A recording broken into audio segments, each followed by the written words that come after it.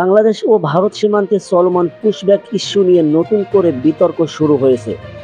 ভারতের মানবাধিকার সংগঠন এপিডিআর অভিযোগ করেছে, বহু মানুষকে তাদের ইচ্ছার বিরুদ্ধে বাংলাদেশে পাঠানো হচ্ছে।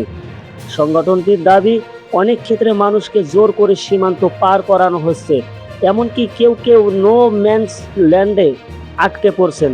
তারা এই পুরো প্রক্রিয়াকে বেআইনি, অসাংবিধানিক ও অমানবিক বলে উল্লেখ করেছে। এপিডিআর প্রশ্ন তুলেছে, ইতোমধ্যে যাদের বাংলাদেশে পাঠানো হয়েছে এবং যারা হোল্ডিং সেন্টারে আটক রয়েছেন, তাদের পরিচয় ও আইনি অবস্থান সম্পর্কে সরকার কেন স্পষ্ট তথ্য প্রকাশ করছে না। সংগঠনটির মতে, শুধু বিএসএফ ও বিজিবির বৈঠকে এই সমস্যার স্থায়ী সমাধান সম্ভব নয়।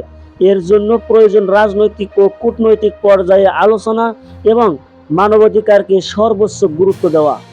এদিকে ভারতের সিপিআইএম নেতা মোহাম্মদ সেলিমও পুশব্যাকের সমালোচনা করে বলেছেন, এটি আন্তর্জাতিক আইনের পরিপন্থী এবং দুই দেশের সম্পর্কের জন্য ক্ষতিকর।